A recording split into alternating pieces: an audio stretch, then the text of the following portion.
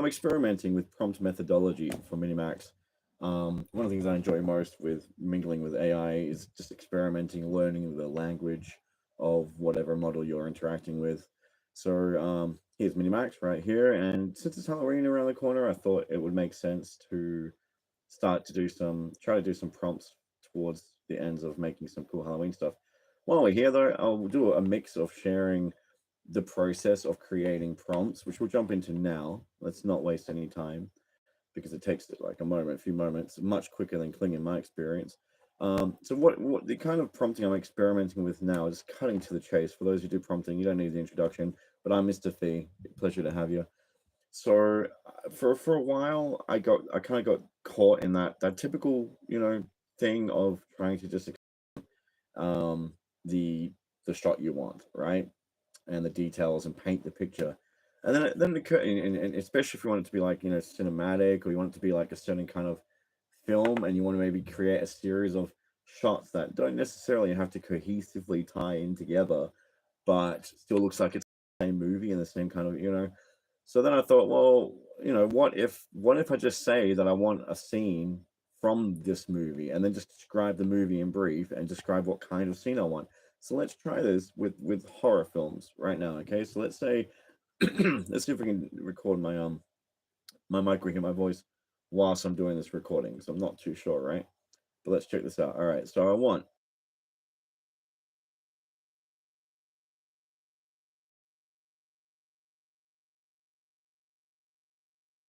a scene.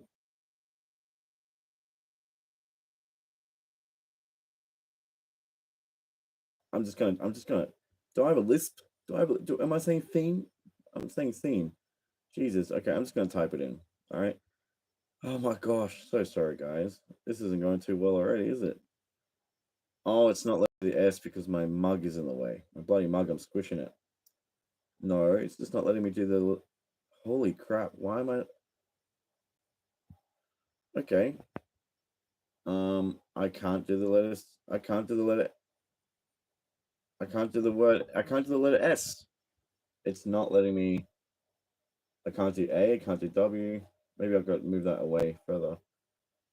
Whoa. Okay. I think my phone's a bit. There it is. There's the S. I am so sorry, guys. I'm having technical difficulties, it would seem. Um,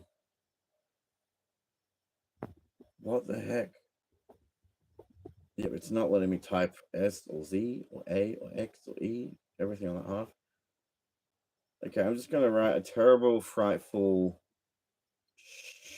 shot. I can say that, and I'm sure it's not gonna go German with me in the spelling.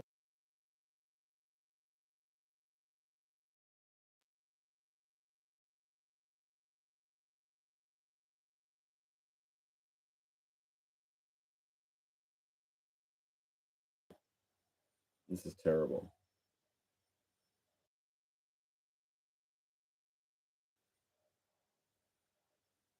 What is going on? Holy shiza. All right. Okay, what's it called? Disturbingly frightful start. Start taking what? I'm gonna start again. I'm just gonna start again. All right. Thank you so much for being patient, guys. If I was aware of the future before it happened, I would have gone back a minute and a half and be like, dude, just skip the next minute. So sorry. Let's do it again.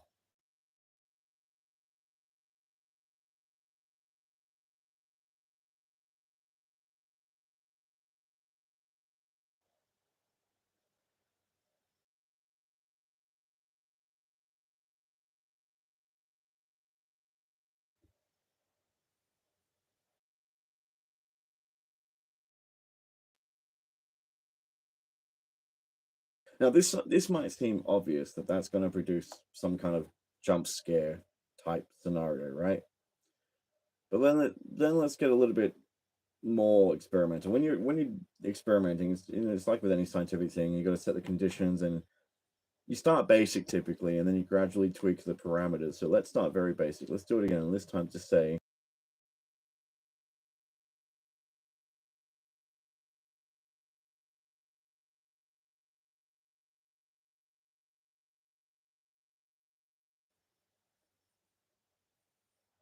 I'm just going to type it in. My left hand. Now it's letting me say, hey, cool.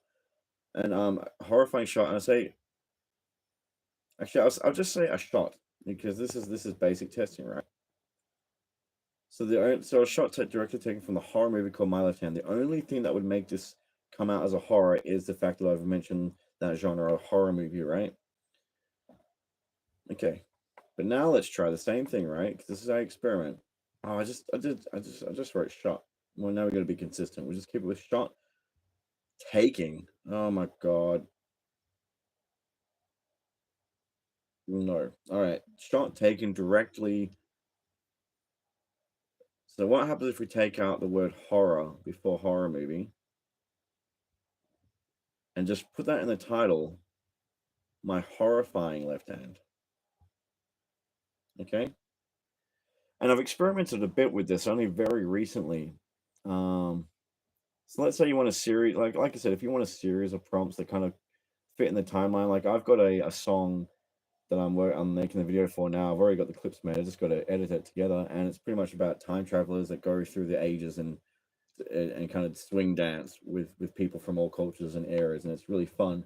So it's cool because you can have different shots, different places, but the swingers are from the 50s, I believe. So I basically wrote that swingers. I want a scene from a movie about like a fun, upbeat, catchy, dynamic dance scene from the movie that is about, and then I just described what it's about these 50s swingers that find a time traveling machine and go traveling and dancing with all these icons, and then I just put that in.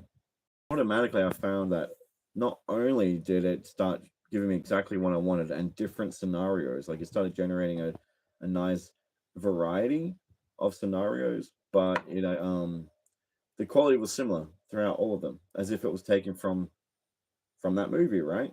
Because then if you say from a movie, what I believe is happening with the AI is it's interpreting that all the information you put in that movie, you can use 1,500 characters just describing the movie, but it is condensing that down into one idea, into one movie, from which it must take a scene. It's not you giving the AI, producer, if you will, and you're the director. You're not giving them a directive of 1,600 saying, I want this way, this way, this way, this way, and make it, color grade it like this and use these cinematography and visual storytelling cues and techniques and styles and stuff like that. But, you're giving it the concept, you're telling what the concept is. It's rich, it's got a lot going on. Like me describing that 50 swinger thing, there's a lot of dynamics there. And then you say the fact you're saying it's from that movie, it condenses it, right? So I think it's more hit than miss in terms of having consistency with how the shots come out, like they're from the same thing. Because I don't know, I should have come up with an analogy before making this video, but it's like if you don't link it all together by saying it's from a movie which encapsulates all those different things happening and that atmosphere and those genres, right? If you don't group it together and link it under the nutshell of it's a scene from a movie, right? Then the AI is more open to linking all those different words that you've got in that, in all those different words you've used up to, I always say up to 1,600 characters because when I work with ChatGPT, sometimes it gets it wrong, right? And goes a bit over. So I just say that usually, sometimes 700, 1,700. But yeah, if you don't group it together, then the AI is going to, maybe one generation, it's going to link everything together this way. It's got all these like hundreds of different jigsaw puzzles to click together differently, right? And yes, it's still kind of doing that when you say it's a scene from a movie. But I think the fact that I don't know, it seems like I think saying it's from a movie means it kind of, instead of it thinking I have a scene and it must represent all these different things that I'm going to interpret and make these connections in this unique, different way for this generation. I don't know, I just think it's different when you say it's from a movie, like it actually pieces it together as one concept first. It's like, I think that's pretty much why it's different. It's like you're breaking it up. So it's not just you're painting a picture and then it creates that. Like you're giving it a concept directly. You know what I mean? But you're actually giving it like a second tier phase of operation. The first tier that it's operating on and executing is that tier of okay, I have to figure out what this concept means. All this information this guy's just given me, it's followed the fact that it's from a movie. So now I have to conceptualize all of that and what that information means once all those pieces are put together. And then I gotta take a scene from it. So I think it's just that extra level of like creating the concept first and then as a whole. And then once it does that and then makes a scene from that, I think it's more or less I don't know. You'll see what I mean when you start doing this. But let's do a different show now. I just want to get another one going, and then we'll start looking at some prompts, which is what you all came for. Okay, so let's do a different one.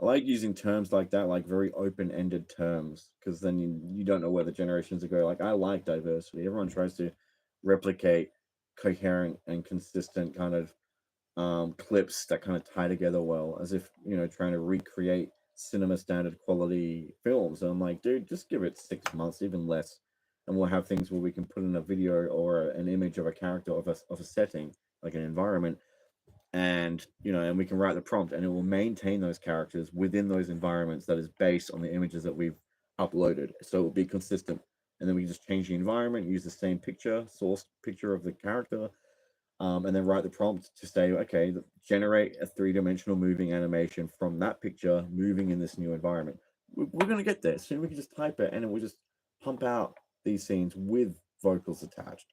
So why waste time now painstakingly trying to recreate the old, especially I say so many things like zombies and um yeah, like I don't know, I don't see too many like to me it's like we've been given this magical technology that allows you to literally create the unreal, right? Like things like anything in your imagination. And what we're doing with it is trying to recreate painstakingly because we can't just have the patience to wait and just be able to do it just by telling them what we want and it'll spit out a fully coherent scene with audio, not too long away, right?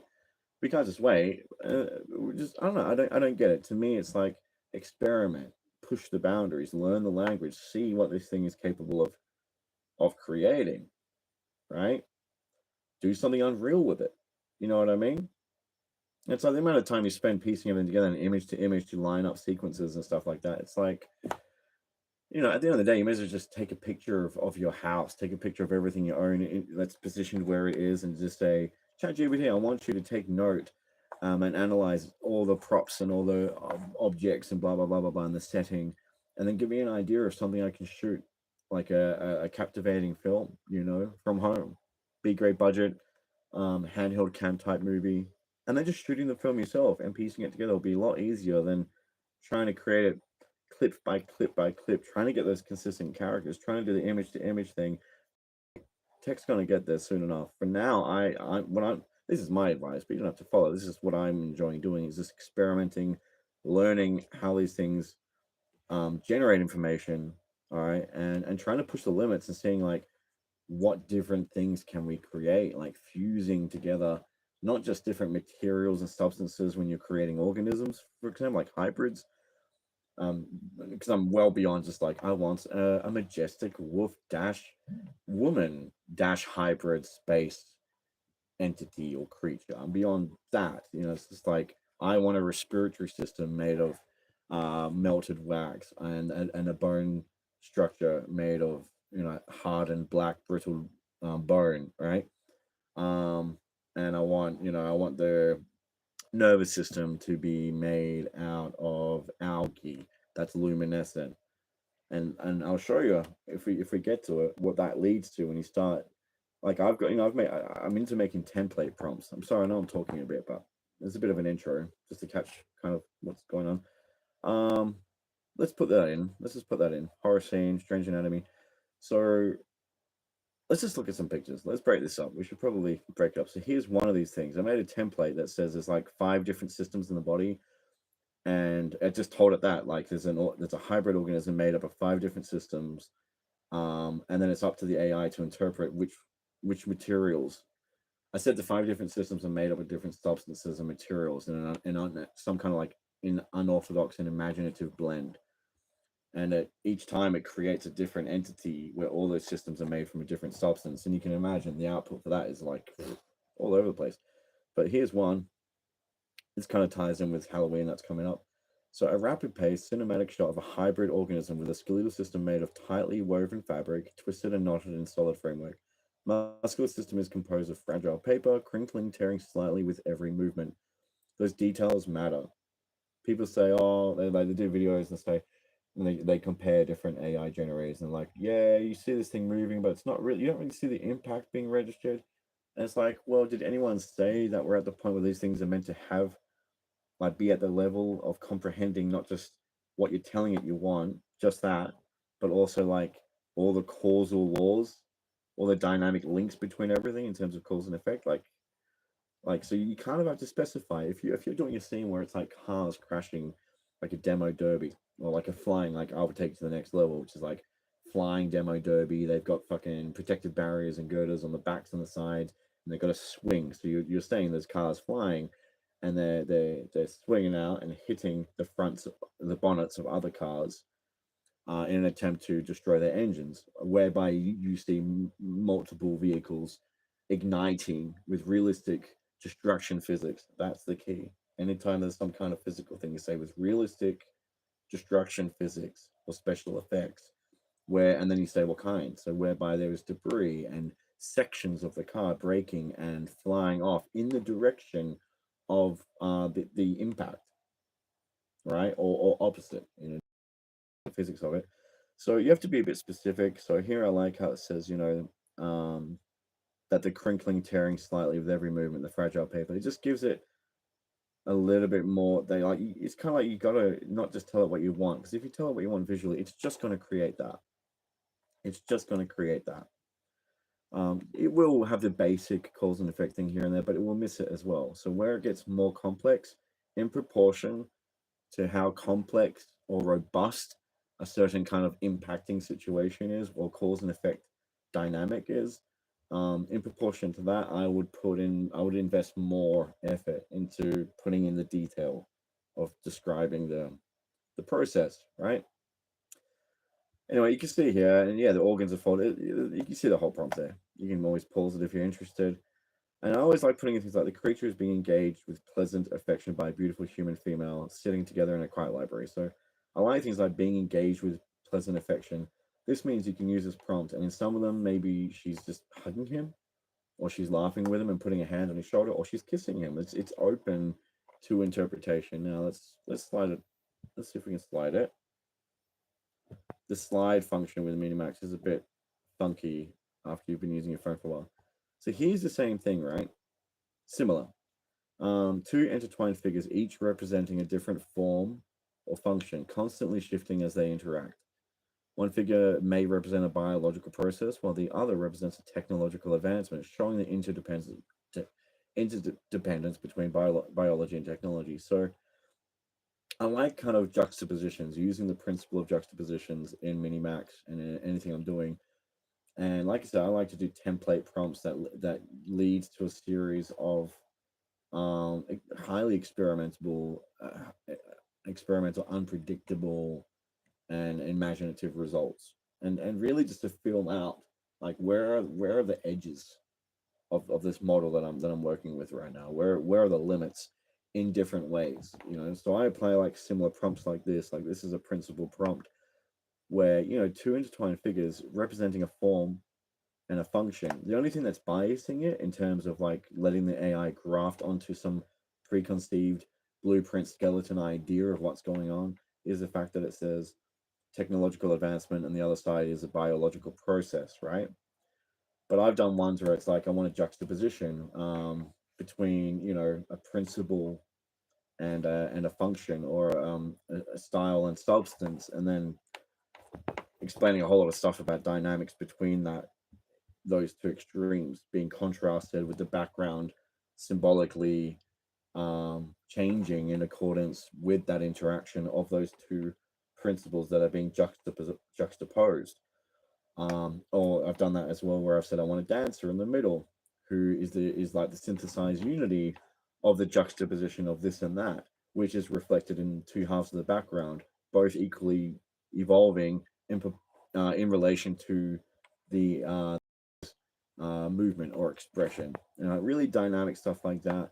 And yeah, it can lead to a lot of different things. Instead of just saying I want a zombie with the face peeled off, I get it. Most people they want to replicate something like cinema and be like, look, cool, I can make a proper movie like they do on the movies. I can make a cool little, it's like, dude, like I said, you can do that soon enough.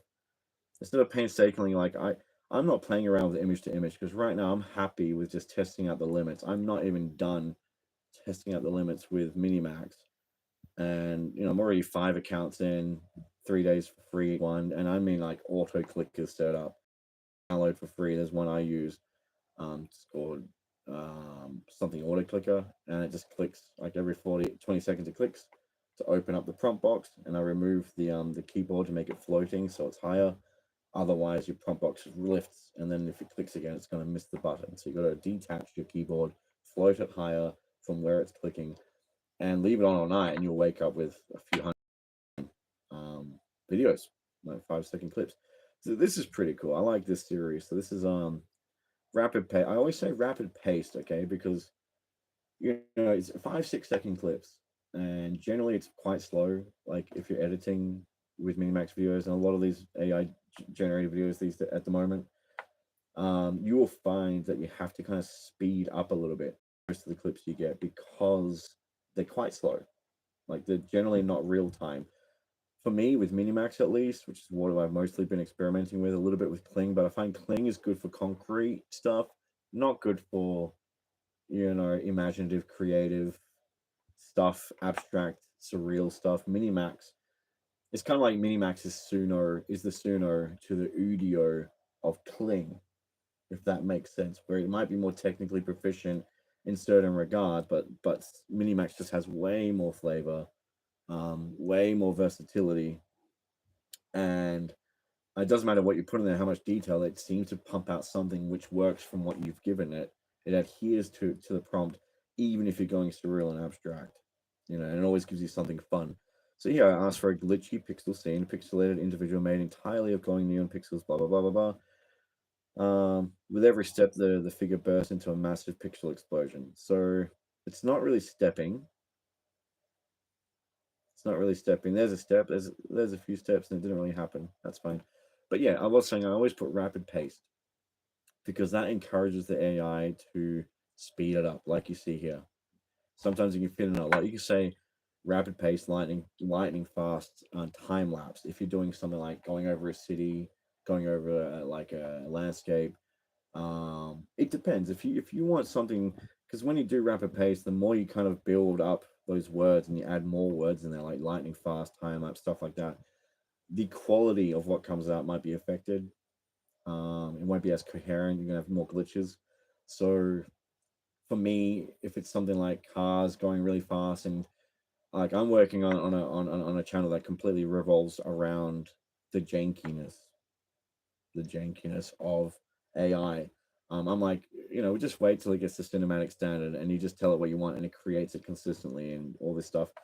But for now, this is where the AI level is at. This is where it's at. So let's just enjoy it and exploit it for where it's at now and create some cool stuff and not dick around wasting time arduously doing what we could just achieve in just a couple of seconds talking, and it will create the whole scene with the characters consistently and the talking in no time at all. You wait. You know what I mean? So I got a channel built around that the glitchy defects, the quirks of AI, and it's really fun. So I don't mind when I use the term rapid pace if things are a bit glitchy here and there, but if it's something where I want, like I might have a music video that's got a real meaningful, let's go to the next thing, a real meaningful, this is a bit messy, this one, a real meaningful song, and I want to connect more. I don't want it to be as janky. So at that point, I'll be more selective of when I use the term rapid paced or how much I use words like that. Generally, I don't use full stops in the prompts. Sometimes it will come out if I'm working with ChatGPT and refining the prompts with it. Like I'll generally work with ChatGPT just to get the templates, You know what I mean? Or just say, okay, using this template, create a whole list of different prompts that really emphasizes this and creates this dynamic. And when I'm doing like horror stuff, for example, I like I've done a series of little clips where it's like I really say I don't say I just want something scary. I give it a bit more like psychological layering. So I say, I want to start off in a setting that is warm and inviting and peaceful or serene, right? Or start off where in a setting where one feels vulnerable and calm, and then out of nowhere, terrible monstrosity, creatively constituted out of an assortment of strange materials and substances, um, dramatically enters the scene in a destructive fashion. So when you say it like that, now it means okay, this thing can burst out of the ground or through the roof, or you know what I mean. And it's really once again juxtaposition. It's taking that calmness, calm, serene, like, and you just tell it that that's what you want. Like instead of telling it your idea of what's scary and painting a picture, and it's a real stroke by stroke dictating the stroke kind of clinical detached process. It's more focusing on the feeling that you want to create in the viewer, and focusing on the feeling that you want the parts of the scene of the 5 or 6 or whatever second long clip you're creating, the feelings and the atmosphere attached. You might say that the atmosphere is light-hearted with soft hues and the sun beaming and there's a family picnic, and then suddenly the tones are muted. You know what I mean? And become gritty, film grain, slight glitching, once again as something, or as one of the normal objects on the picnic rug transforms into hideously into something grotesque and dangerous that then rapidly engages, right? Because with horror, like I use the word rapid throughout most of the time. A prompt, anytime where there's a new action or new movement or new development, I'll just use the term rapid, right?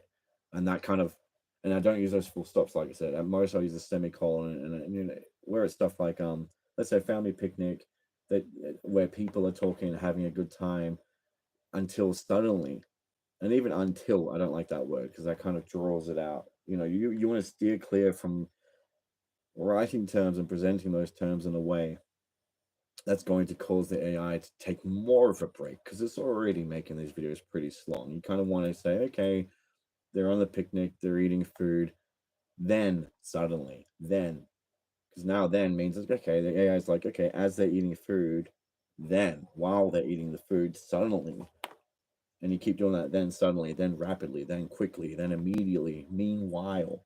Sometimes you might have like a picture like you want to paint, well, maybe there's people like hippies, once again, juxtaposition is my style, people like loving and hugging, very hippie-esque on the forefront with soft colors, and in the background there's a mosh pit, full of aggression and grotesquerie with flashing stark, hues of red and gold and black, right?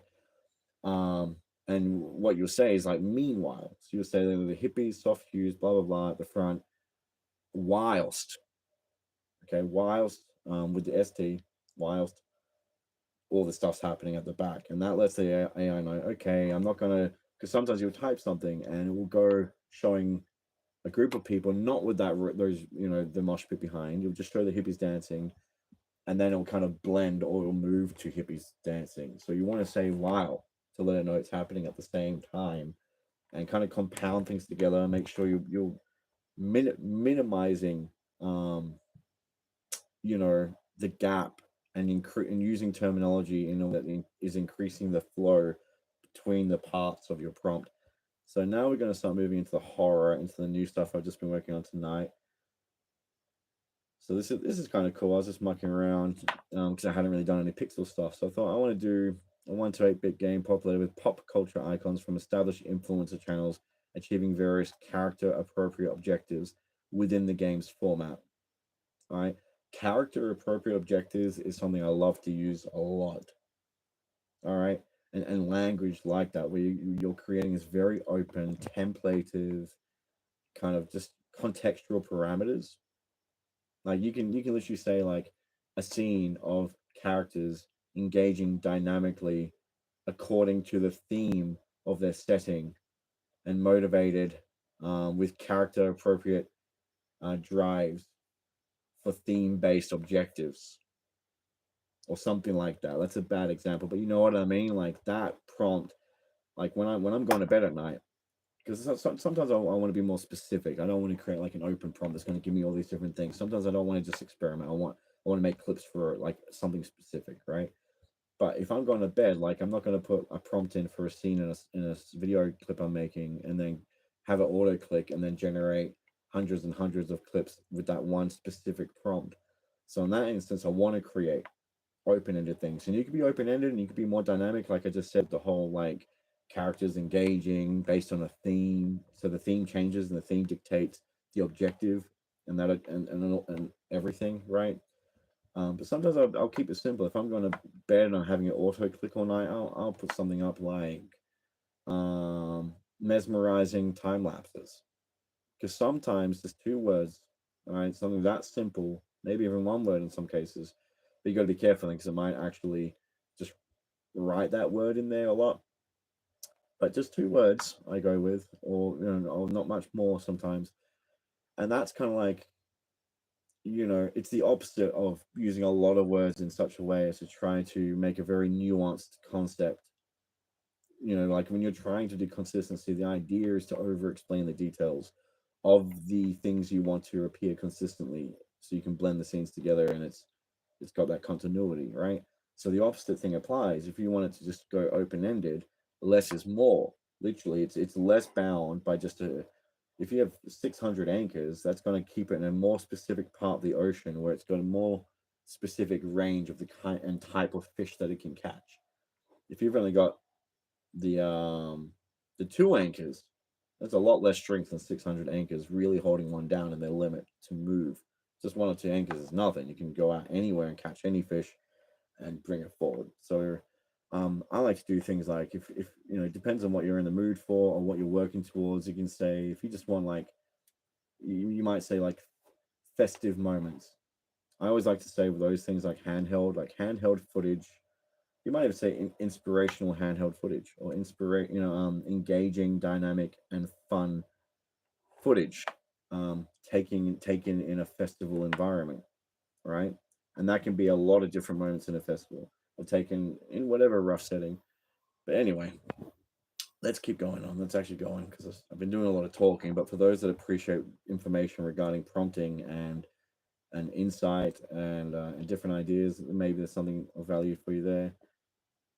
So this one was what I did tonight: an unnerving, spine-tingling, skin-crawling scene from an R-rated horror film, the Chinese horror film. 'Cause I was just talking and I couldn't be bothered editing it properly. Um, oh yeah, it should have said with Chinese horror film influences. So that was the bad. The mic didn't pick up my words properly. Made by the scariest directors of all time. I haven't played around with, I want this scene from a horror movie directed by XYZ. I haven't played with that yet, but I imagine it would work. If you want to have consistency, um, and if you want to make it still original, so you're not just copying, you could maybe say like, a movie made by this person and this person. And if you choose if you choose someone who does horror, let's say your theme is horror for your prompt, you say I want a scary scene, or a startling scene if you want a jump scare, or an unnerving scene if you want something more less jump scary, right? Let's say an unnerving scene from a horror film made by, and then you put horror director, and then you might put a comedy director or a kids show director, you know what I mean, or Jim Henson or whatever, and you'll get pretty nuanced and interesting blend of styles. It's consistent. It's still going to be from the two worlds of those two directors. So it'll be kind of consistent. What might vary is how the two are overlapped. But this is me guessing because I haven't really played around with that yet. But it's something to keep in mind. And yeah, this is meant to be about, it's a movie is about skin crawling spy monsters doing jump scares in ordinary, seemingly pleasant situations that turn horrific real fast. Okay, that didn't really work out. Now, the thing's appearing very dark, very dark. Let's go to the next one. It's a bit scary, but it's very dark. I'd have to edit and bring that out. I like the look of the monster, though, from what I can see. This is this same one. Same one. Creepy. It is creepy. Creepy guy. Yep. Psychologically unnerving, sickeningly terrible scene from a terrifying horror film named Living Skin, where one's own skin becomes one's own enemy. Um, I guess it's sickening. I guess it's unnerving. I guess it's a terrible scene. And that's the thing. I didn't say it's like a scare, like an action scene. So it's just taking a scene from the movie. And obviously, no real. I didn't write anything that denoted that I want it to be kind of action oriented. So that is fair enough. That one is weird. That's cool. Like I like the jankiness of that. If I reverse that, if I reverse this clip, you know what I mean, and add some glitch effect, like when she's like do some jump cuts when she's twisting, and then reuse the same thing, and then invert like flip the screen, and then glitch during that part where her face morphs and speed it up. That could be something truly beautiful. That could be pretty cool. But let's move on to the next. Entity in My Skin was the name of that one because I was trying to get something where the skin stretches off the person and then turns around and faces them angrily without saying it, right? And that's kind of my goal. Oh, I'm kind of swiping left and right like I'm on Tinder or some jazz. All right. just, just watch this one. Let's see where this goes. It's loading. Okay. Yep. So it's like, would you like a cup of tea? So, a scene from a movie about a 50s dapper man holding a teacup to the camera, bowing his head as if to say howdy for beef, let's say, before his skin immediately rips off and flies at the camera in an unexpected turn of events, it should have said. Horrifying jump scare out of nowhere. Once again, it's that counterintuitive, not really expecting. Now, I haven't seen these ones. These are all new ones I have not seen. Okay. A startling scene from the frightening horror film called The Most Terrifying Jump Scare Imaginable. Okay, so once again, it just looks like it's a scene from that movie, but I don't think the word startling really was enough to make the AI be like, this is going to be a jump scare scene. Um, I can feel the suspense though leading up to it, but it's pretty generic looking. I don't know, the whole shadowy figure. I haven't seen this one, but I redid the prompt, fixed it up a bit. Oh god. A scene from a movie, 50s dapper man holding a teacup to the camera, bowing his head, blah blah blah. The skin immediately stretches and tears off and flies. I made it a bit more step by step because things like that is very graphic and complex. So sometimes you need a step by step guide, the AI, depending on the complexity of what you want. It's kind of cool. There's a couple of cool moments in there that's usable. A couple. The teacup exploding is just hilarious. Haven't seen this one. I haven't seen any of these. A startling shot taken directly from the horror movie called Imaginative Jump Scare. That is extremely startling. Nothing. Absolutely nothing. These are pretty terrible examples. When I applied this to the time travelers and they're going through different areas and with different people, it worked really well. And I've tried doing that without saying it's from a movie, and I found that like I said, the scenes were less consistent. Like it like just looked like it was a different producer each time. Whereas once you actually said, it's from a movie and forced the AI to conceptualize that first and then to conceptualize a scene based on it, there seems to be a lot more consistency. Um, is that the last one? Okay, hopefully this is a bit better. Shot taken directly from the horror movie called My Left Hand. I thought I'd start real basic. And yeah, and this is me. This is me. This is like simple parameters. I didn't say what kind of shot or which part, like a scary or jump scare part from the movie. Shot taken directly from the movie My Horrifying Left Hand. It just seems like moody, very atmospheric. It appears much darker when I've got the ring light on. Well, that's so counterclimatic. One thing that bothers me about MiniMax is the whole clicking arrow back part takes you back to this screen every time. It's a nightmare.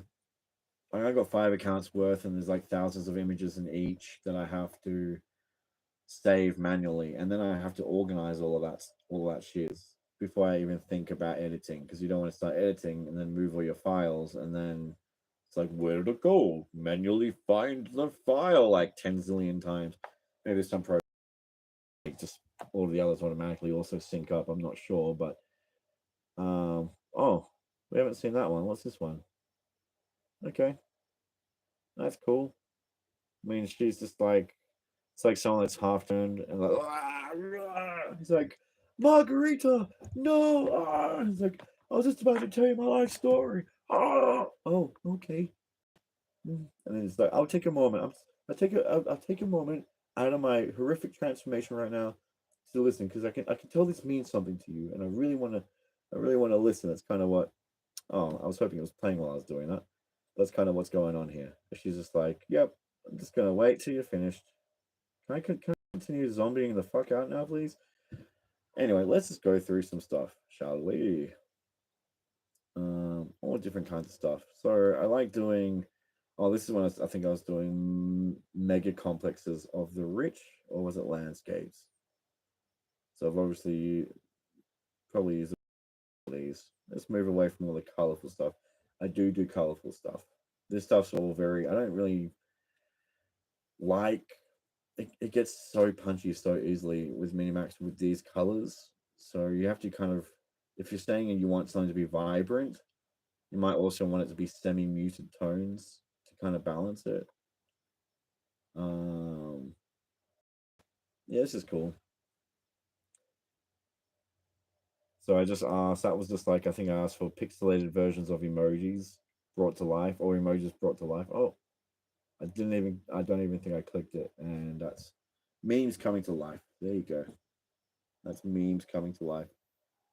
These are really terrible images. You would think, what the heck, Fee?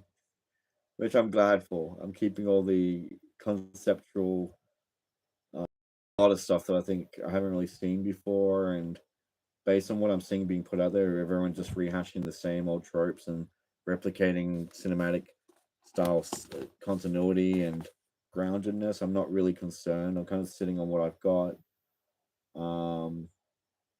So you got to be careful. You'll see there, like in this divided screen setup, the video is split into 4 sections. It's video, but it didn't split the screen. So how you word that matters. Generally, I think it's better to say the video is the screen is divided into 4 equal sections, just that, and then full stop, and then the concept. I like doing these videos, okay, where you have people talking. Sometimes I'll do like claymation or puppets or cartoon or caricature people, which is an interesting turnout.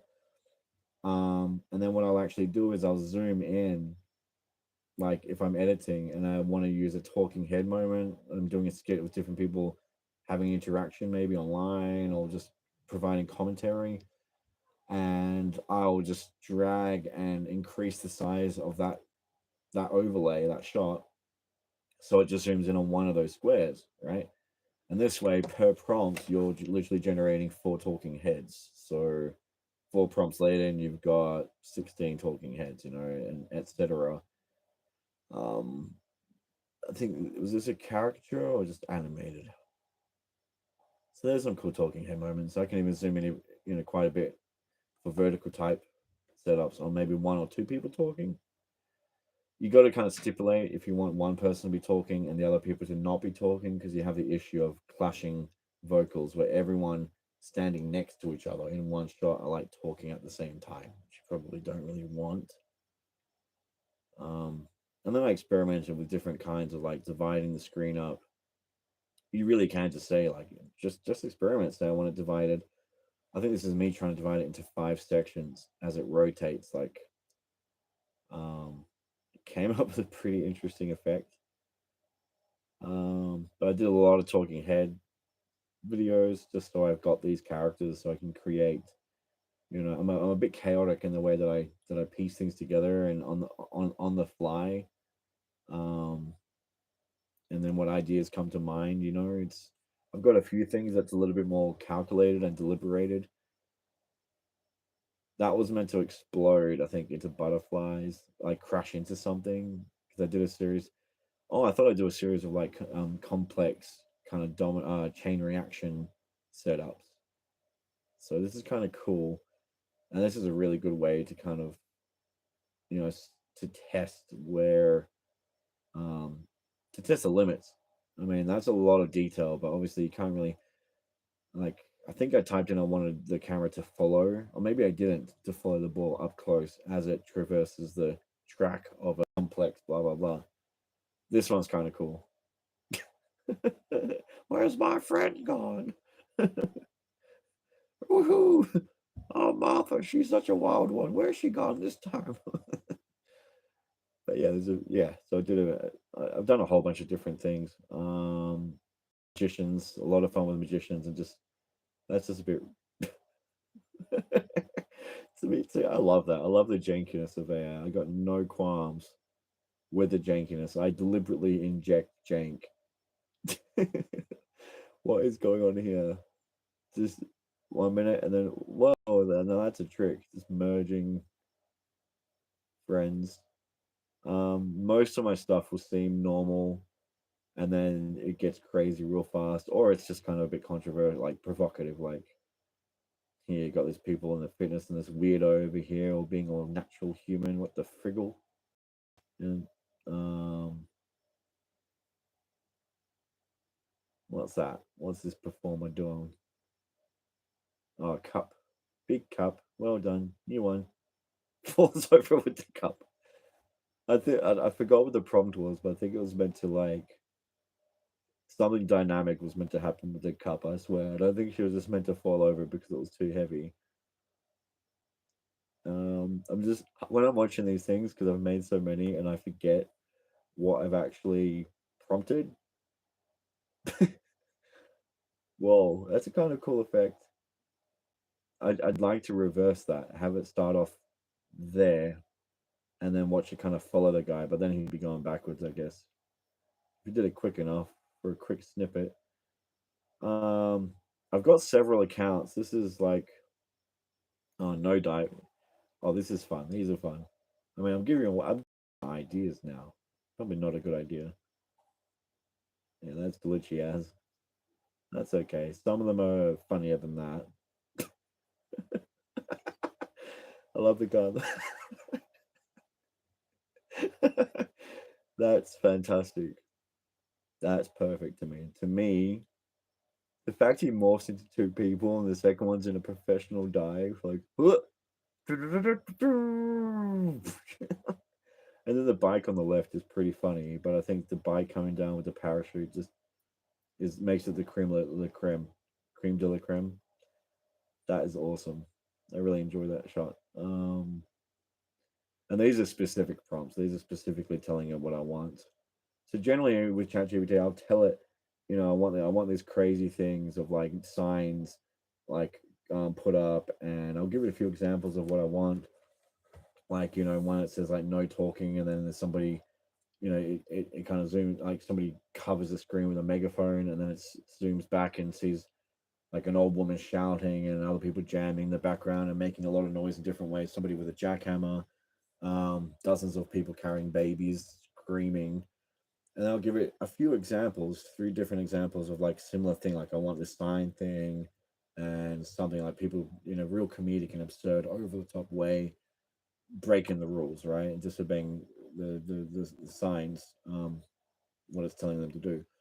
And then I'll say, following this style of being absurd and over the top and unexpected or whatever, create more like it. And I find that the prompts are much less generic when you take more time injecting you and your creativity and your unique processes of ideas and how you put it together, um and then get ChatGPT to base it on that. Don't do what people say where you're asking ChatGPT to create stuff based on other people and how they do stuff. Just do you. If you do you, if you do what you're passionate about, if you do what if it depends if you're making a comedy or horror or whatever, if you do what you find hilarious or you find terrifying or you find inspirational, you are unique, but there's also going to be other people out there in a similar ballpark as you. And even if it's a niche community, you'd be surprised what kind of cult followings can be generated in those kind of niche communities. And it's less about appealing to the masses. Like I see, and that's what I see when I see people replicating cinema standard stuff with AI, and I'm like, just make the Unreal, man. Um, I think it's thinking like, oh, maybe they want to get jobs in those professions, or maybe they're actually working in the industry where it's people need continuity, and I get it, but I would still just be like, I guess they are experimenting in the direction they need to go because maybe abstract surrealism and absurdity doesn't sell so well, but that's my jam. And you know what? I know I'm not alone. So while everybody might find the general universal concrete stuff palatable and safe, and you can use it for adverts and stuff like that because it's safe and palatable for a broader audience, it's going to be far less hooky than something that's very niche, very unique, and very well done because somebody done what was in their heart with their own unique experience and their own unique perspective and feelings, and ways of driving, these these these uh these outcomes, like these visual conceptual outcomes.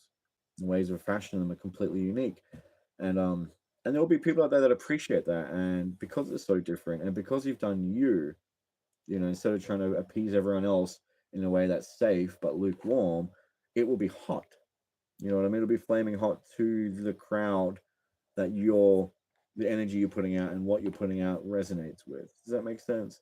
In short, I always said, my philosophy is like, I don't ever want to go to school. I did go. I love school. I never worked a day of school in my life, even though my mum was like, didn't drive me half the time, and it's like, you don't need to go to school. I still never wagged, just walked every day, where I wasn't driven. But to me, yeah, I always said I don't want to study, and to me, it's just like I self study and I do what I love to do at any given time and what I'm passionate about. And I've always said that if you do what you're passionate about and you just focus on getting better and better at that and doing it the way that you do it, then you'll end up developing gold because you're putting more into it than something you're not as passionate about, or doing something like advertising to appease the general taste. If you just say fuck the general flavor, I'm gonna just really like sit in my niche of my soul, of my taste buds, of what I find flavorful, and enrich the shit out of that and specialize that. You put it as something unique, and you put it as something way more golden and shinier, even if to a smaller audience. And even if it's a small audience, there might be more willing to actually contribute and support, if you're doing merch and stuff. I love these no diving. These no diving videos are pretty. It's like this sign itself has magical powers. It's like an enchanted or voodoo possessed sign. It's like, oh, you're trying to violate my rule. Oh, we'll see about that. Forcefully suspending them in the air, telekinesis. Um, Anyway, I don't want to give all the different ideas away, and I kind of have. I've given the concept away. This one's really cool. I'm going to share this one, okay, because it's really cool. I like the guy on the left in the colors. Like, he's just a bit rambunctious, And the guy on the right's got like, I don't know, I don't know, I don't know what's going on there. I don't know what's going on there, but there's stuff going on, stuff happening. This one's pretty cool as well.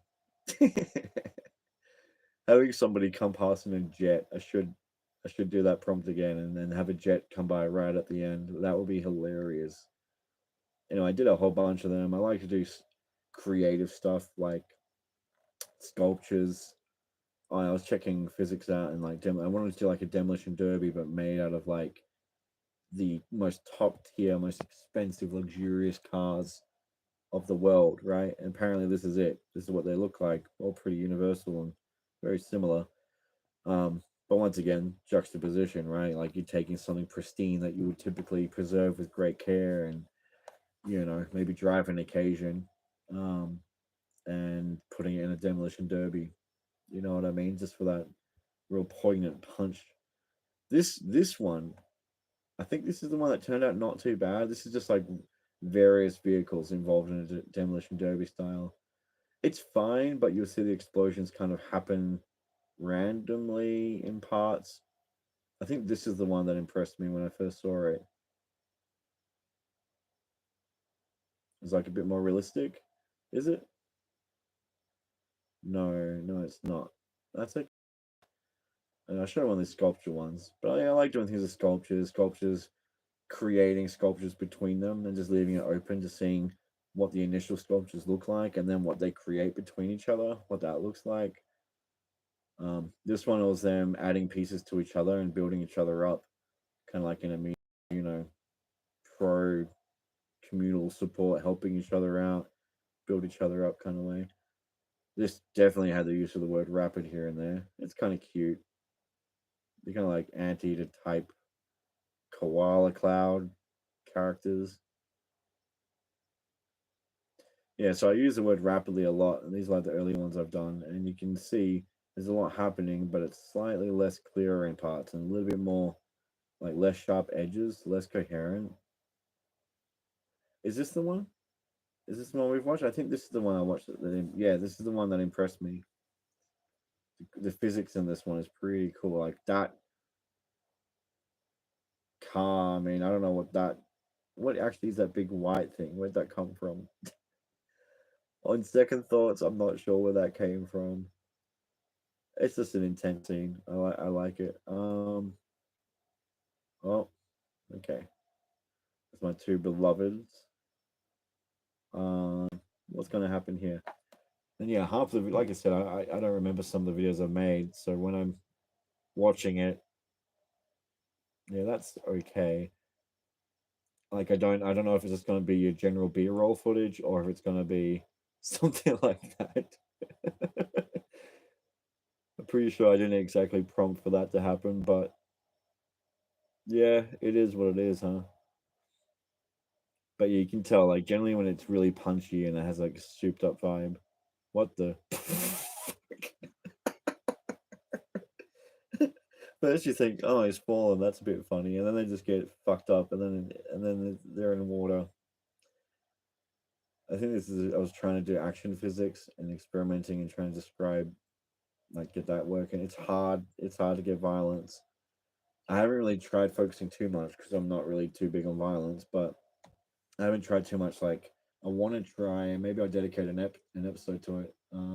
Just me talking with actually describing bit by bit, like the fist connects with the face. As it does, the face jerks back violently, and a shard breaks off the cheek. Like that level of detail, step by step. Um,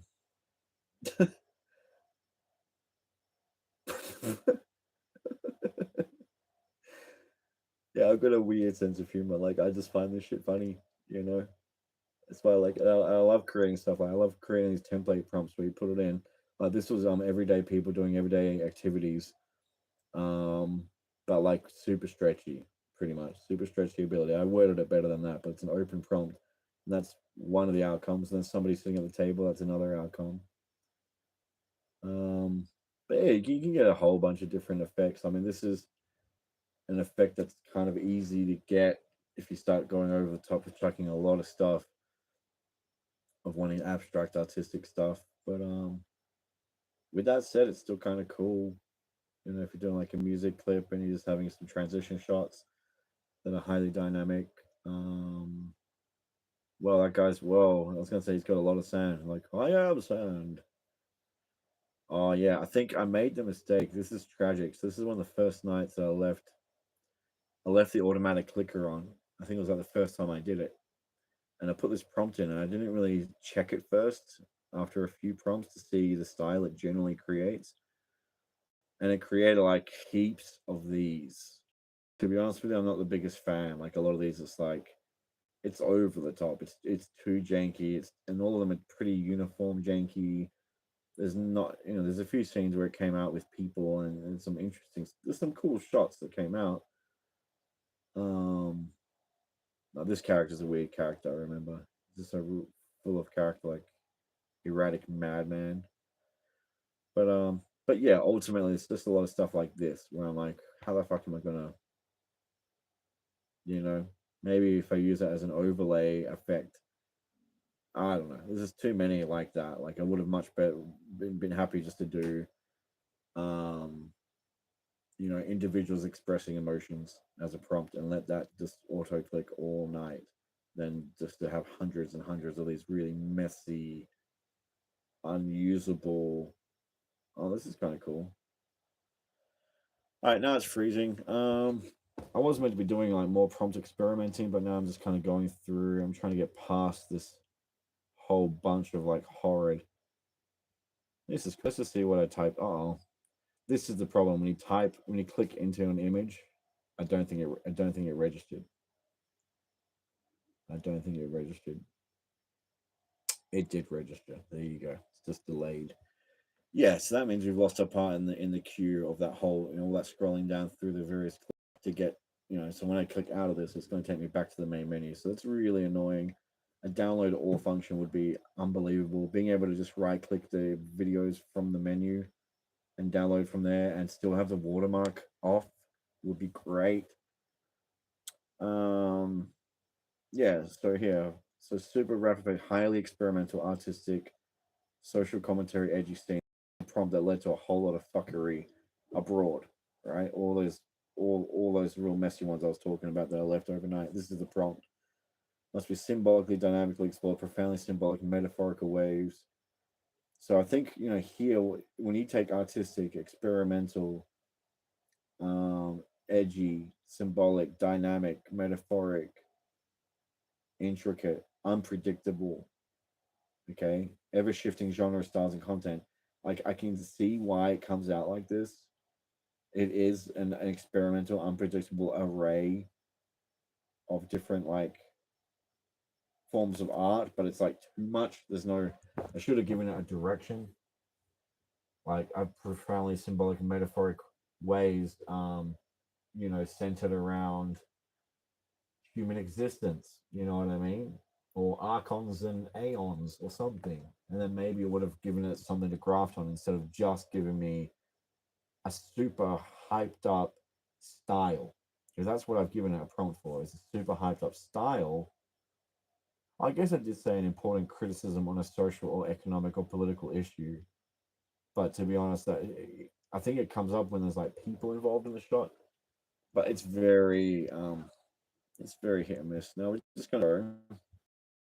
gonna go out of that. We're gonna go out of that. All right, and we're gonna go into. And that's my main thing, by the way. I've kind of set it up so my center cap cut right in the middle. Um, the four big ones around it that you use, and everything else that you might need. And then the bottom are just the these go through the different providers where I had what do you call it?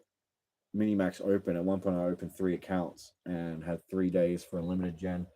So I had about 8 hours sleep in those 3 days, and um, yeah, just moving from doing make sure I've always got 5 prompts in the queue on one Minimax, and then going into the next browser, and that will be down to its last 1 or 2. So putting another 3 prompts in there, go to the next browser, and by the time like one cup has like by the time I finish emptying the cup and I go to the original browser, it's got some empty cups. So I was just perpetually.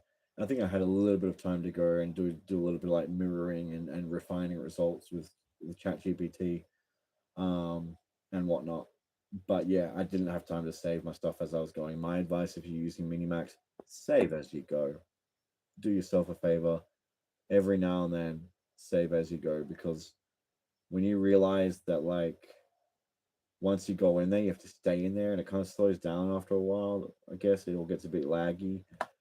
Um, you'll find yourself popping out of that screen and being stuck. Having to go back to the main menu, then back into your images and start from the top and go all the way down. To get to the point, So at the very least, when you get to a point where you're like, okay, it's too laggy, or I've got other things to do, and I've got so many clips to get through, I'm gonna put a bookmark in it. Literally bookmark that shit. Screenshot it. Okay, screenshot's your best friend. Maybe make if you've got multiple accounts, write down which account and which image you're up to, and then do the screenshot as well, so you actually know which account it's in, because it's easy to lose your stuff. I'm at the point where I'm just redoing everything again, where I'm not sure, because it's quicker doing that and then using duplicate finder and delete, right? Than to manually look through all the clips on my photo album. But anyway, that's what we were doing. That's what we were doing, is looking at the actual clips in here, seeing what comes up. So, and yeah, it's super slow. It's really terrible. It's terrible. I tried optimizing my phone. Like what I've done is actually asked ChatGPT to guide me through. God, we found that spot again. To guide me through going to developers options. Okay, we go into like about phone and click on the build 7 times for my Oppo 58 at least. And then you go developer mode and it opens up a lot of stuff and allows you to kind of tinker with the base settings that you typically can't in terms of like how it reserves memory. And I just removed all the basic graphics, so it's not the graphics on this, by the way, will be the most poorest graphics possible on this phone because I've taken off everything that makes it better, just so I have better speed and processing for editing. So I do believe this is a series. Hello. This is a series that I did for overnight, like clicking overnight of just like people dancing. Um, I haven't watched any videos like this while doing the YouTube thing. I haven't even done this YouTube thing, like the live cast thing. So maybe it doesn't let me play. Maybe it doesn't let me play. It just won't let me play. While that's happening, there's a little red dot there. Oh, I see.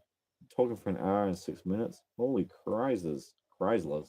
Holy Chrysler, man. Okay, I don't think that's gonna work. I don't think we can just watch. I don't think we can just watch stuff.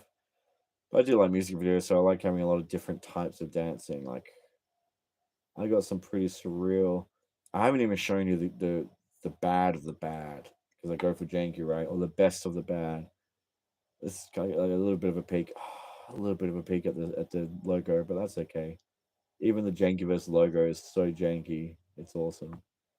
Um, no, that sucks. It sucks. I can't just maybe if I share it to a different app, yeah, share it to a different app, and then maybe it will play. Hmm. Hmm. We can always see. We can always find out. All right. So let's click on.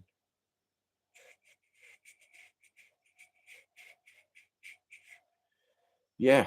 Okay. There's not really. No. No. Nothing. Nothing. Nothing. Nothing. Nothing. Nothing.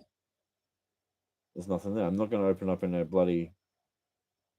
Yeah. Just open it up in there, mate. Just play it in there. Okay. We can't do that way.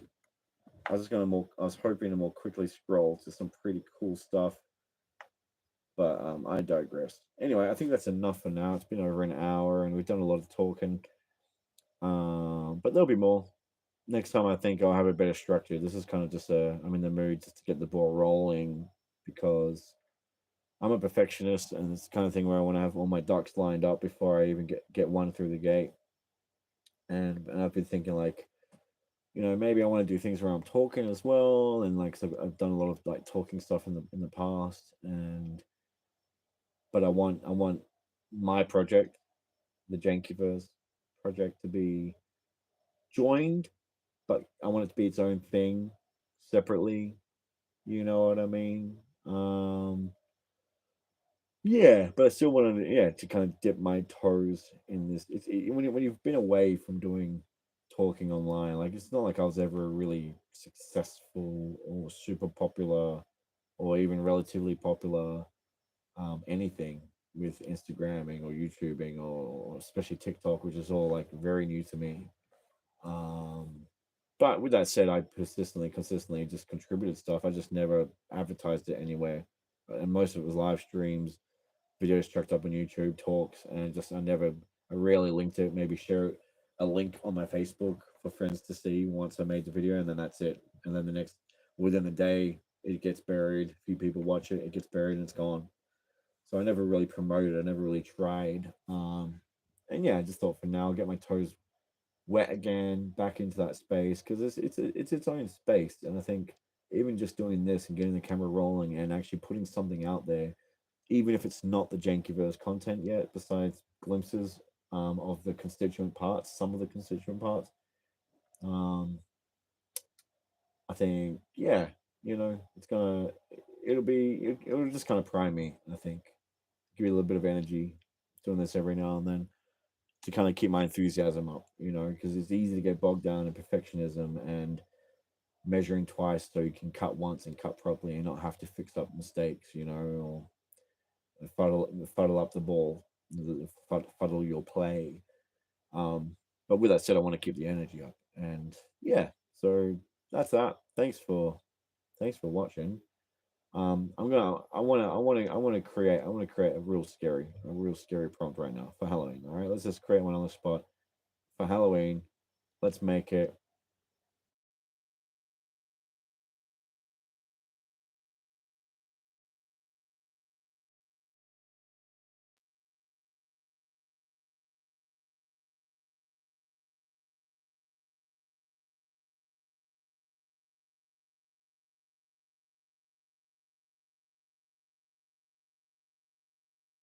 I see you, Chen.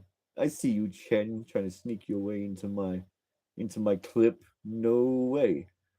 Mid shot, gentlemen. And abstractive. Abstractive. Did I say abstractive? How do you say attractive? Because I know that sometimes your autocorrect will be like, no, you actually meant this word, and it's the wrong word. It's like, no, I meant the word I freaking typed the first time.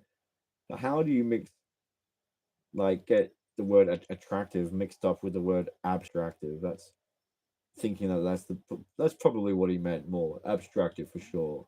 I guess it probably would think that given the amount of abstract stuff that I do. It's not letting me do A again. What is going on? Why? Why? Why won't it let me? I'm just gonna have to say it again. Jesus, this is terrible. I don't know what's going on with my keyboard. I hope it's just because I'm doing the recording.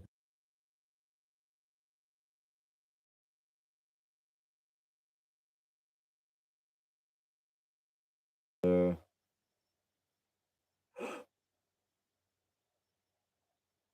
what? Oh, for fuck's sake! I'm sorry, guys. This is so annoying. I forgot that actually keeps recording. Delightful setting. Mid-shot gentleman holds dainty and attractive lady's chin. Lady's chain. Jesus. Oh, this is a mess.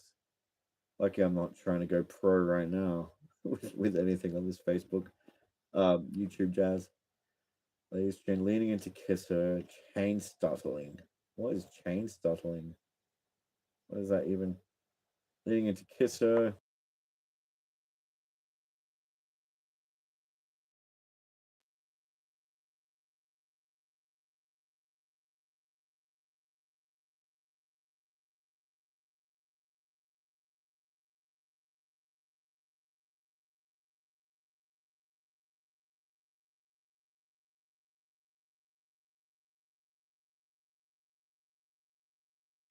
By the way, I use the word unnaturally, and that tells it that loosen up its grasp on adhering to the confines of realism. Because if you say I want someone to stick their tongue out really long and flick someone in the ear, it might show a video of someone doing this and moving and touching someone, sticking out their tongue long, but you want the tongue to stretch. So you say you want the tongue to stretch out unnaturally long.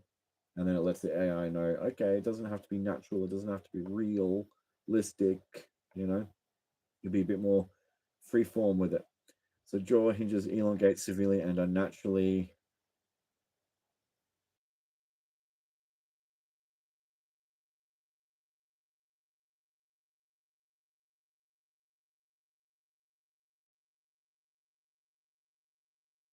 That don't use the word skeleton because then you're going to have a skeleton and a skull. You got to think about with the AI, the words, the things that are really popular, like concepts like skeletons, the amount of imagery and videos online to do with skeletons, and they always have a skull, right? So you got to keep in mind, like, in the same way that you want to put in more terms and details to describe something which is pretty novel relatively or unique and not as commonly scrapable on the internet for the AI. Transversely, you've got to be careful if you try and achieve something unique. If you're using terms which do relate to very common concepts that are popular and have a certain image to it, like a skeleton, for example, then you have to be careful of your wording. You know what I mean? Because it can just as easily one word wrongly placed can draw a real different effect to what you're going for based on something that's a lot more common that adheres to that word. So we're not going to use the word skeleton because I don't want a skeleton. I want skeletal. Oh, that was my attempt to write the word skeletal. My keyboard is out of whack.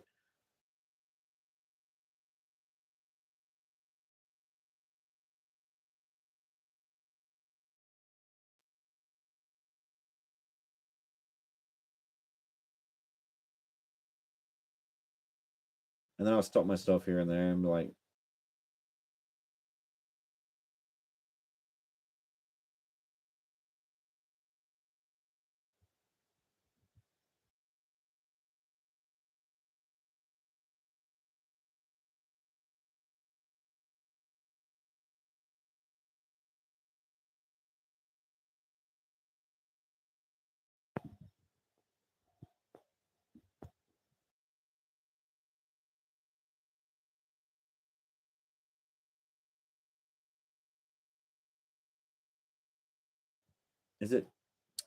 is it Jack O' Lantern? Jack O' Lantern? I'm not sure.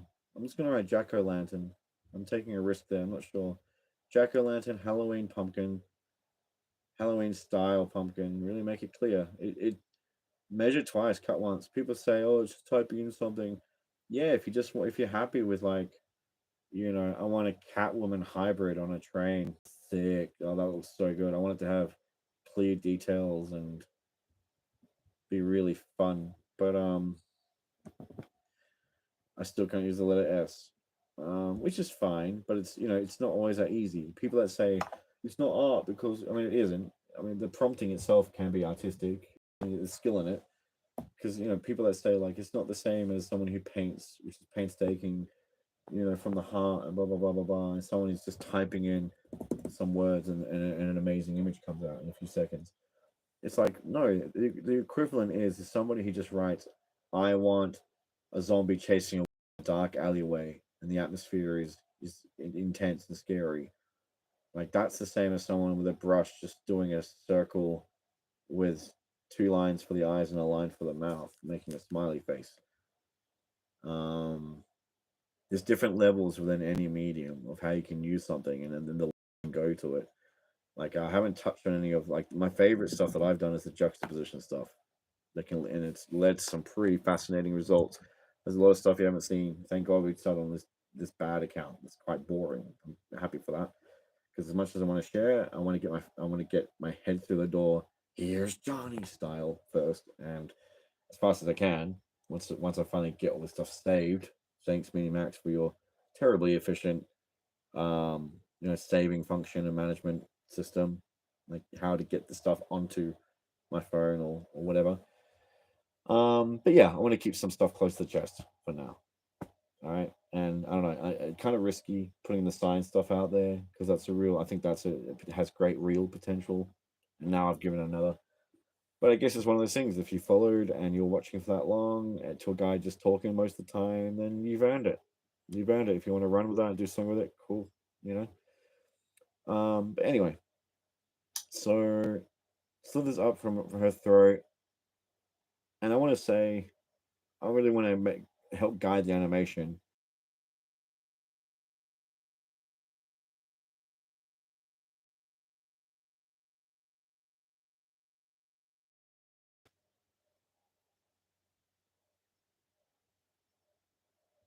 And I want to write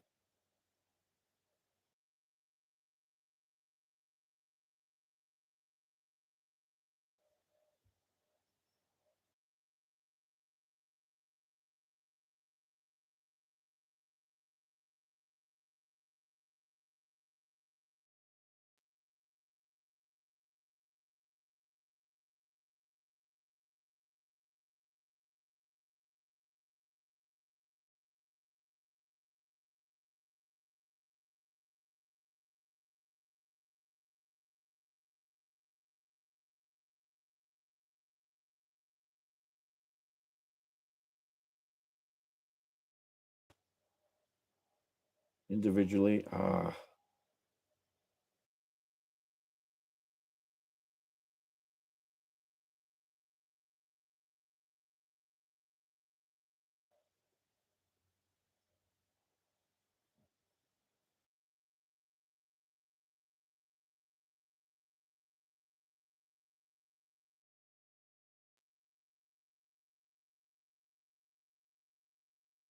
Put that in. Now this is quite a complex prompt. You've not only have we got um, her, and in 5 seconds, I'll be surprised if it gets all of this in 5 seconds. Sometimes I think it just, you'll get things like things just exploding into guts and stuff because it doesn't have enough time, but it gets the general idea that you're going for or effect, the level of drama you want, the level of gruesomeness, and it kind of tries to do the best it can with the time it has to create something near the same concept. Um, it's a really fun prompt. It's a really, really fun prompt.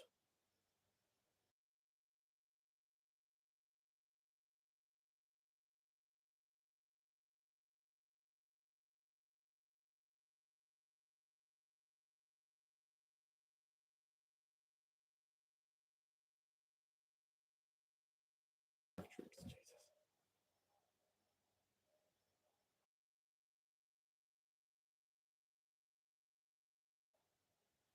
This will work better. And I always think as I'm going, two dancers dancing together while performing. Say whilst, because while sometimes I might misinterpret and then create some other people that are on skateboards and then they'll be separate. If you say whilst, it links it to those people. That's why I use that word. Oh, it doesn't let me use it.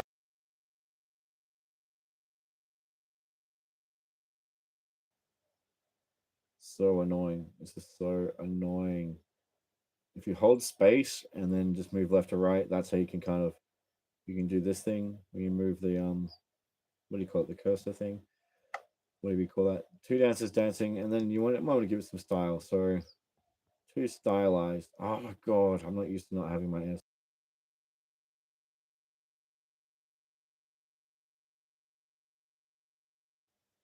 Sometimes I do the base concept just to get it out while I have like a new idea, and then I'll fill it in like this, like with flavor text to give the AI more to grasp onto. You're giving it flavor before the subjects or before the movements. Like, do they gracefully sway or do they erratically sway? Do they sensually sway or do they passionately sway? Do they robustly sway, rambunctiously sway, or like morbidly sway? You know what I mean? There's a lot of different types of sways out there, people. Like the lazy sway. Anyway, two incredibly stylized dancers dancing together while performing incredible tricks on skateboards. Let's let's go with that. Let's go with that. And then we can even shift it one step further. Two incredibly um,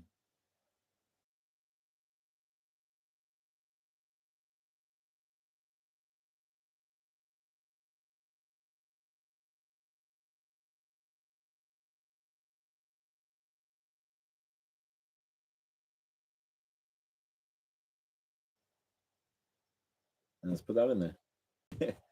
Why not? And we want to make sure they actually came out right, like recorded it right. Two incredibly strange hybrids where each of their body's systems inside their anatomy is composed of different substances and materials who are dancers dancing together while performing incredible tricks on skateboards. I've tried the skateboarding trick before. That's why I know it leads to cool things. Oh, okay. I find that when you're doing physics, it's weird. When you say it's a scene from a movie, it generally gets the physics. I'll just make it more dynamic. So you have to follow me as I'm talking because I don't have any editing in this. So it's just like, follow me. Oh, I'm over here.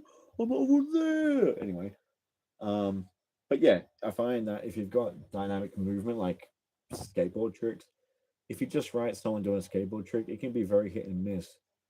But when I say I want a scene from a movie about two people dancing together whilst performing skateboard tricks, the tricks come out really coherent and the dancing. And I've only done that 4 times, and every single time it's come out coherent. And I'm talking like three of them were tricks, like them flipping the board, landing properly.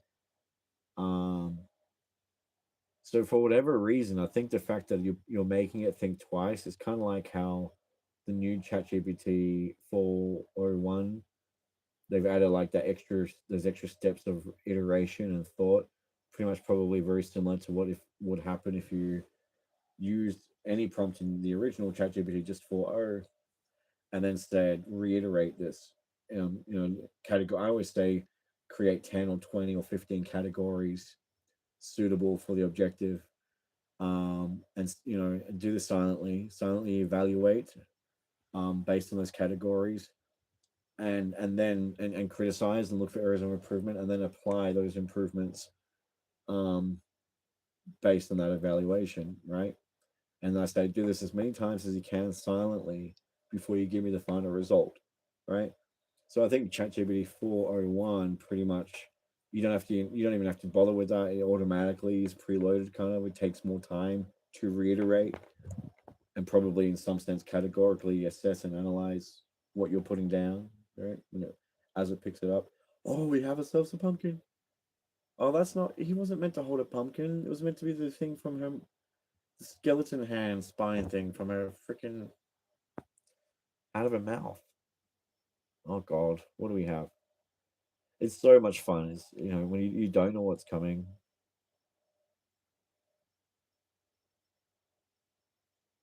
Okay, that's just a fail. That is a fail. I think I didn't really say. I didn't give it any flavor. The only flavor I've given it is delightful setting, and Halloween is probably the only thing that gives it a sense of style. I should have said like horrifically, and then it would have known to make maybe that extra horror boost. I should have copied. I should have copied that prompt. Um, let's go back. Let's go back. It's such an annoying system. I hope they get on top of it. I want to try. I want to try and do it. I want to make this happen. I have a vision. I have a vision, man. I want to see the spine hand with the pumpkin shatter into glass. It got the. Let's look at the glass shatter actually. Yeah, it didn't shatter, so I should say exploding into pieces because, like I said, it likes for things like that. Often it likes it to be really mapped out in detail. Okay. Gentleman holds Daniel Charlie's chin, leaning in to kiss her when her neck and head suddenly snaps backward. Say back, snaps back. And an extremely awkward shit. That probably did not help. At an extremely awkward. Get rid of the word and. Make it just more compact. Awkward unnatural angle. As instead of and. As makes it a little bit quicker. As.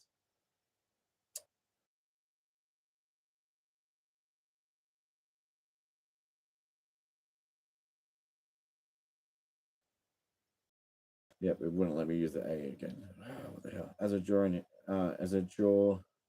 Oh god, I had all these spelling errors. Can't believe it.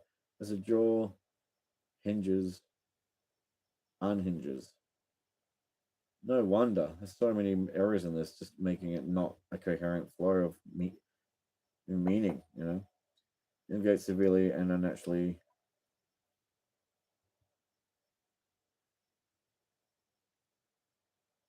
I'll say elongates open severely and unnaturally as skeletal hand attached to her spine. And to us, we know what we're thinking. We say attached to her spine, like on the end, but this might not know that, right? So you say attached to,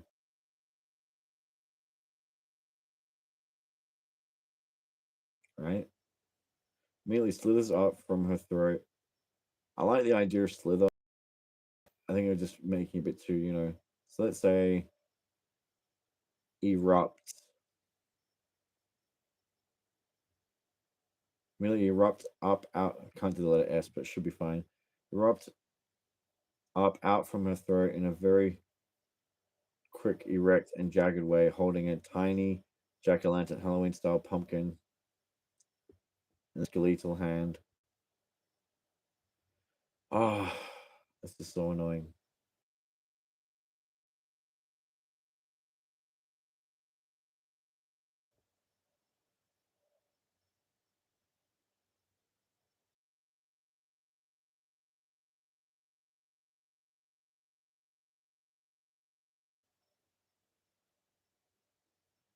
Explodes.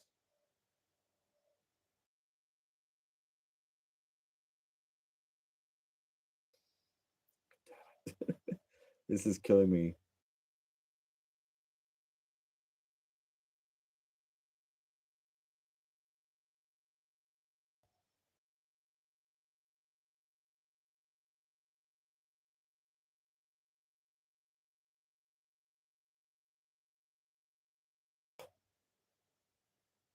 Mm-mm, mm-mm.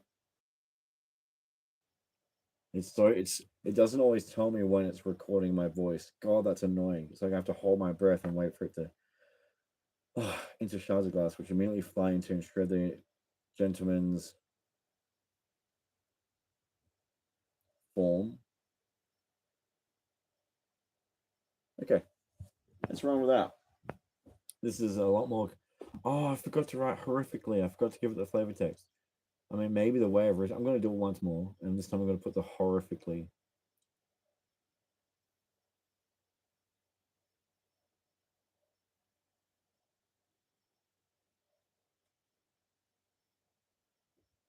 When suddenly, oh god damn it, I still can't do the S. I keep forgetting.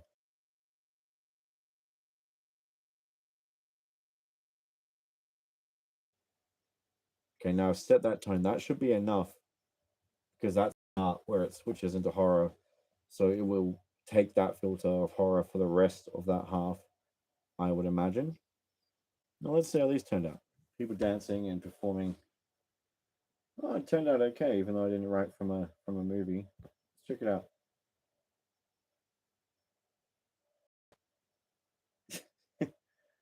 Okay, bit of jank at the end. That's fine. I can use that. Kind of like hip hop dancing. That's interesting. Usually the ones that come out like the, I've got ones of them in flowy dresses and they look really cool. Um, yeah, I mean, not janky. Even the skateboarding work is janky, and that came out. It kind of reminds me of that same effect that when I said I left it on all night and it came up that highly experimental, crazy stuff exploding everywhere. They don't really do any tricks, do they? One guy's like, "I'm gonna do a trick. I'm gonna do a trick. Watch me get off the skateboard," just like that. Yeah, it's a bit of a letdown. Have not produced any gold. Have not produced any gold. Um, and that's the thing. Like, ideally, I want to get to the point where I can just prompt each time and it'll be gold. Generally, I'll put a bit more thought into it or work with ChatGPT in the meantime to kind of help.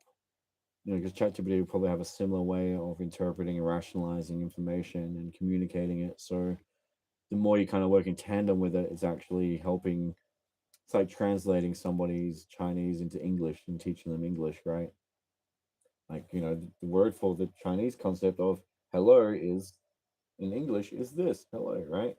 So when you're working with ChatGPT for these things, it's actually learning how to translate the language of how you conceptualize, translating that into the language of how AI generally conceptualizes. And even if it's a different type of AI, I think it'll be more similar. All these different AI things will have a more similar way of conceptualizing in terms of like that logical way of conceptualizing the information you give it. I mean, some might be very different. I'm not sure, but I think there'll be more similarity there than there will between people, and the similarities even with people with each other, similarities of conceptualizing or the way that we crudely compared to the sophisticated intellect and of the AI and its capacity to really just be spot on, Johnny on the spot, right? Whereas people can be a little bit more messy. So yeah, I'm gonna wait for those two. None of them really came out well. I like that one. I can reverse that one and make that a freaky transformation. I like the I still like this one. I mean, yeah. What happens here? Like nothing happens to this one, right? That's right. I kind of like that one too. The fact that the cup explodes. I really like this one though. Like when you put in that detail of what things are made of, the different systems, that's when you get some interesting results. Instead of just, I know I said before, like I want it on the skateboard, I want the hybrid, where each of the and each of the systems with the anatomy, but like I actually have a proper prompt, and I'll show you something. I'll show you something that I do. I have a proper prompt, where it's like describes the systems at least. It shows like the respiratory, circulatory. I just wanted to be more concise for the sake of time, right? But you would list those things and then say, populate like I want each of these systems and go through them to be formed, each of a different substance, But what I like to do is I've got all these kind of prompts. I call them modular prompts, where you can insert them and overlap them like jigsaw pieces, and you can experiment with different combinations of these prompts. So some of them are conceptual, like everything happening everywhere, but most of them don't have content. Like, for example, um, here, okay, seeing your style like an energetic music video with rapid cuts, dynamic angles, synchronized movements, lighting is vivid, and it goes on. So that's you just add that to any, I use that same prompt, and that way, and I save these to my clipboard. I've got a whole bunch of them because that way there's going to be some consistency whenever I'm doing like an energetic and more intense kind of music video that's not like slow and somber or whatever. I'll put that prompt in there and it kind of recreates a similar outcome. There's quite a bit more to that prompt as well. But there's other ones like rapidly colorful neon lights, flickering patterns, glowing in rhythmic pulses, background fades. So I'll like alternate between the two, but you still have that level of consistency. Create a dreamlike ambience with soft focus, ethereal lighting, and gentle color gradients. So that's cool. If you want something a bit more dreamy, right? Monochromatic color filter, rendering the entire scene in varying shades of a single color.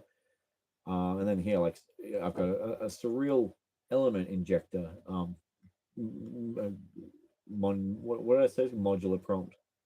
Introduce surreal elements that defy logic, such as melting objects, floating landscapes, impossible geometry. You just have to be careful because it's obviously going to limit it to. It's probably going to have like your typical floating landscapes of like think like Avatar, you know. All movements within the scene are synchronized to a rhythmic pattern. That's cool. Laws of gravity are reversed, causing all elements to move upwards.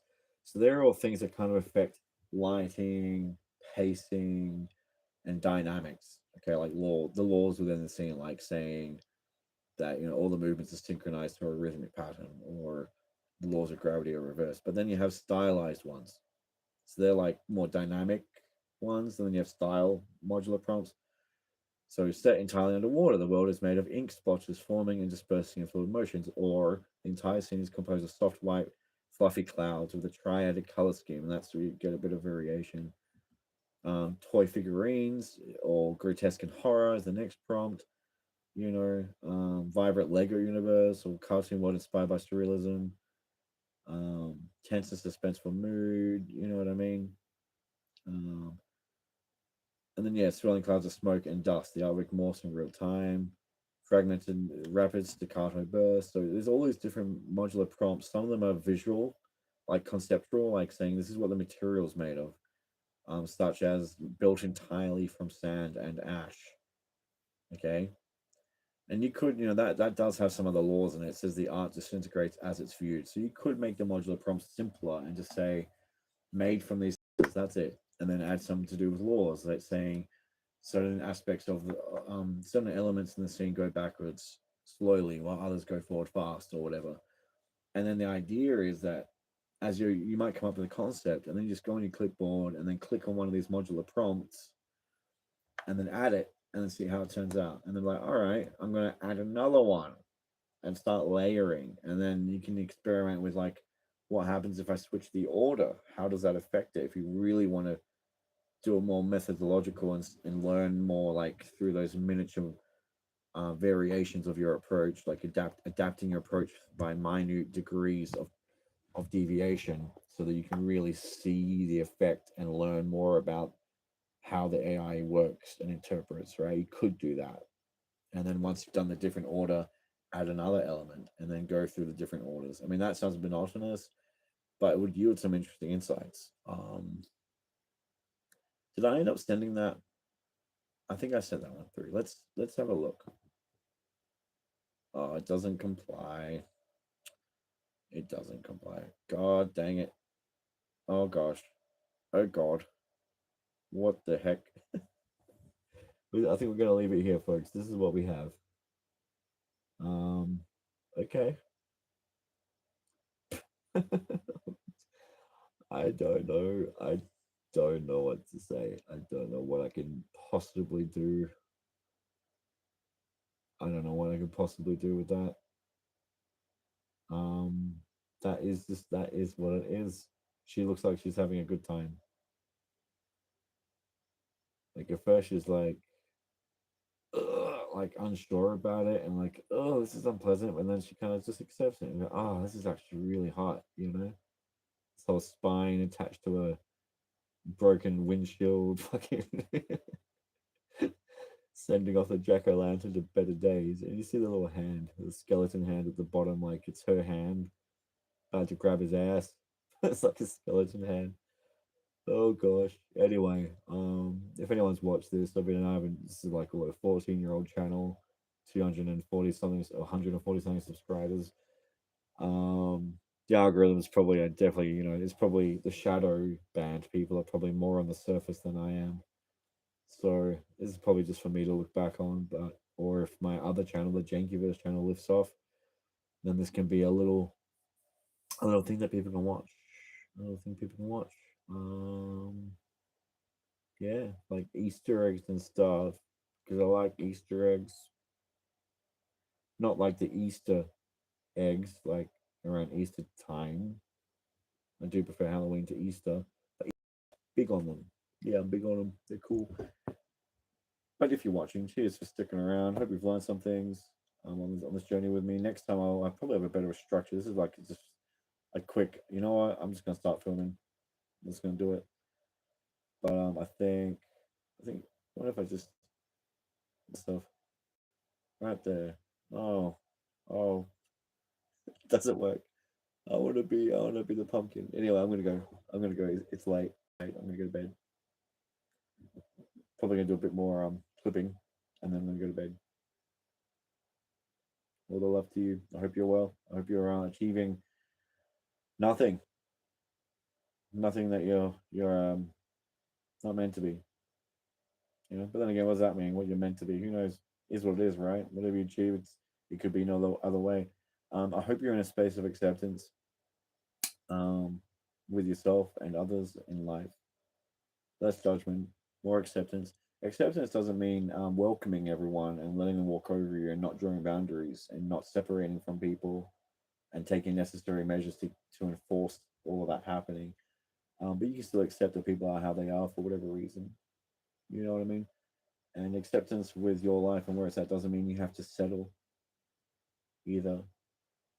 It just means you just accept it and hopefully you can, then move into a space of accepting that, you know, there are so many other ways of life, so many other lives and lifestyles, ways of living it, ways of digging it that you could be living, and accept that fact. Accept that as a fact. There are other possibilities. And whether those possibilities become certainties or near certainties, more so probabilities or improbabilities or near impossible. I guess it really depends on not just how willing you are to and able you are to accept that it's a fact, but to want it. Or maybe a combination of want and a combination of just not wanting what you currently have. I mean, they say when the pain of staying becomes greater than, the discomfort of leaving, then that's when we leave and we create change. Or the discomfort of changing. I think that's the one, right? So whatever be the case, I think it all moves around being open. And acceptance means you give a thumb up, but you can still say no to something. You still say no, this isn't good for me. I hope you have a good life. I'm going over here now. See you later, man. And I'll see you. See you later, man. It's me actually saying see you later. See you later, man. Over and out. Boop, boop, boop, boop, boop. That'll make sense in due time. It'll all make sense in due time. You'll see. You'll see.